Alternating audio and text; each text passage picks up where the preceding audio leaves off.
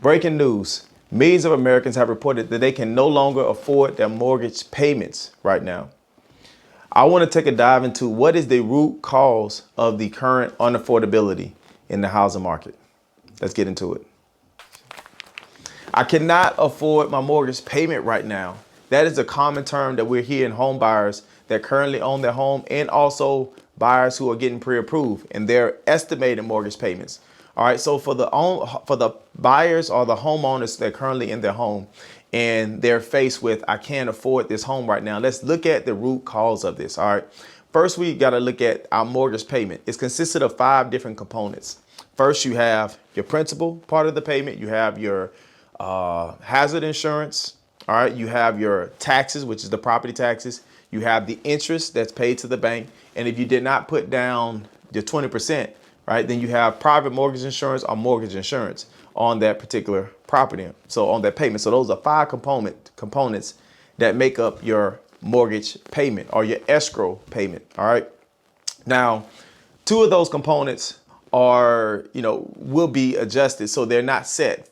3 of them are set, which is your principal, your interest, and your mortgage insurance premium. Like those are a set payment. All right. They're not going to increase as you pay off the interest. Of course, the interest payment part will decrease, but the part going to the principal will increase.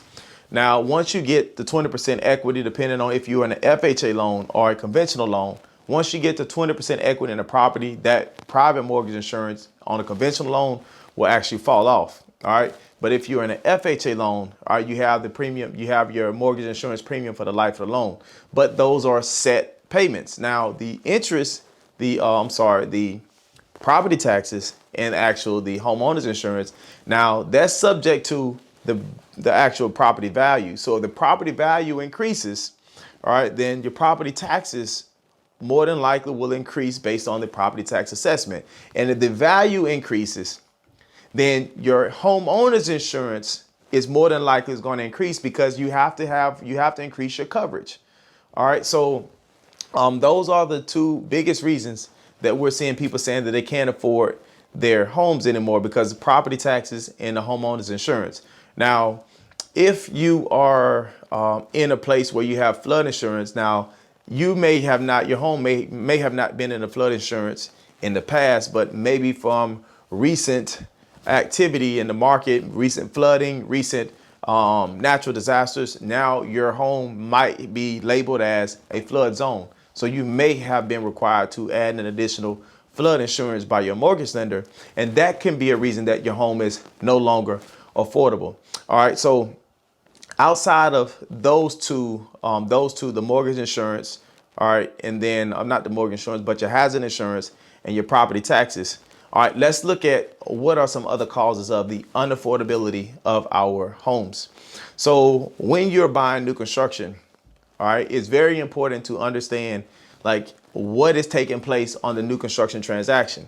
Now, that new construction property, when you're getting escrowed, so when the mortgage lender give you an escrow, normally the property that you're buying from new construction, the taxes on it is from the prior owner.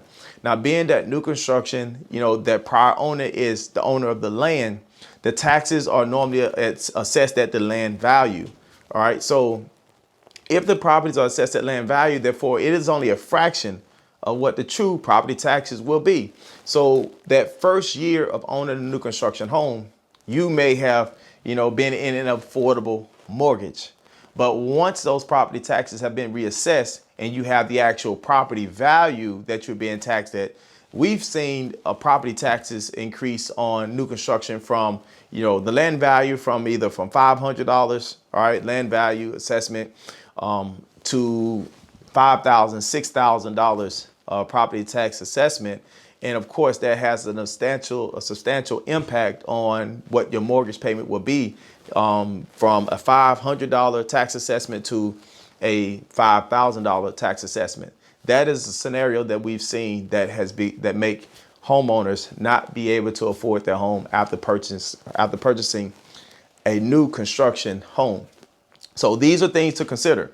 Now, always keep in mind that if you're buying new construction, it's very important to, for one, consult with your real estate agent. Also, consult with your title company, All right, consult with your mortgage lender about some of the things that you may face when buying new construction. All right, because it's not the same as buying resale.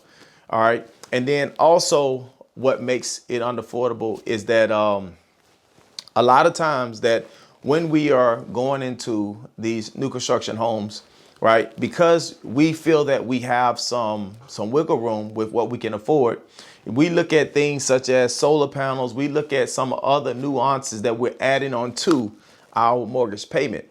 And so solar panels is one of the other ones that I would not add on to my house or add on to my mortgage payment, at least until 2 to 3 years after we've acquired the home and after all the assessments have been, after all the property values and everything have been adjusted, and I can see what the real payment is going to look like.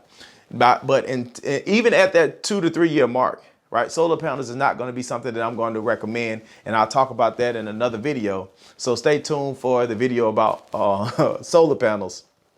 But let's look at some other causes, all right, of not being able to afford. Now, speaking of solar panels, so I will add it here.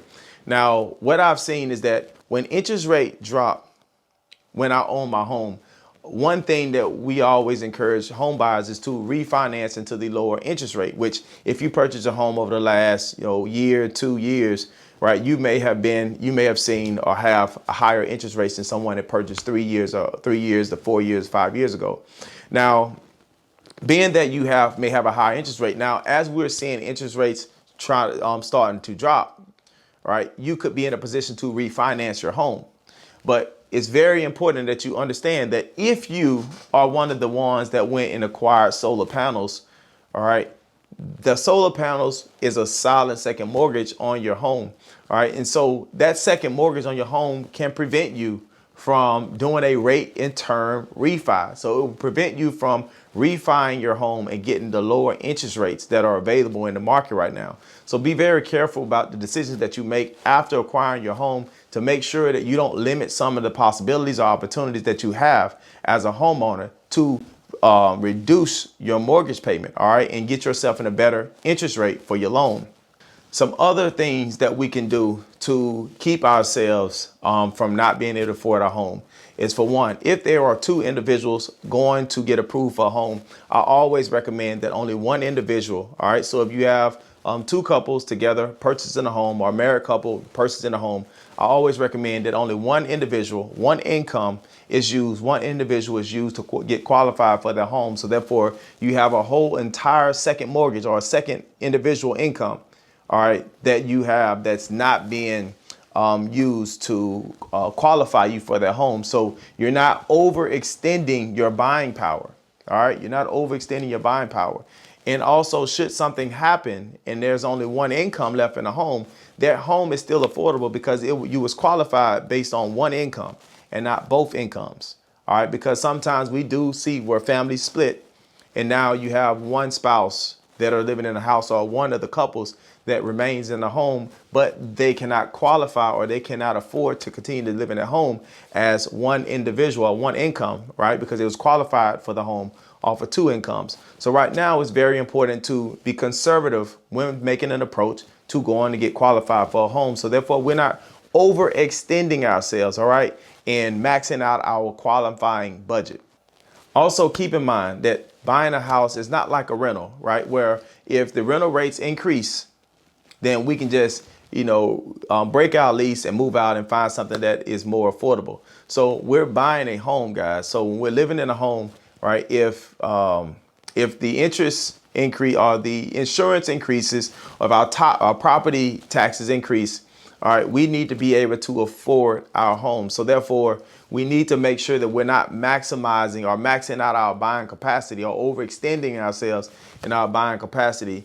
And we know that there are ways that we can get into a home. So be very mindful as well. We talked about new construction. All right, let's look at resale. A lot of times the property tax estimates, all right, when the mortgage lender give you an estimate on what your what your mortgage payment will be based on the past owner's taxes. Remember, taxes are paid in arrear. So therefore, the new tax assessment will be coming around April time. So where your mortgage will be adjusted based on the new tax assessment. But also keep in mind that that last year's owner, all right, that past owner, they may be military, not paying any taxes, or they may have lived in a home for 10, 15 years, right? And they filed homestead exemption. Therefore, their property taxes have only been increasing 3% annually, when based on the market, it may have over the last 3, 4 years been increasing 10% or 15%. And so their property taxes may only reflect the homesteaded property tax value, all right, and not the actual real tax assessment value. So it's very important to not just do an estimate on the house that you're buying, but go look at a couple different property taxes for like 2 or 3 homes in that neighborhood, so you get a real understanding of what your projected property taxes will be. Because when the property taxes are assessed again in April, even on resale, we could be facing a big property tax increase based on our current property tax assessment, all right, and not the past owner's property tax assessment.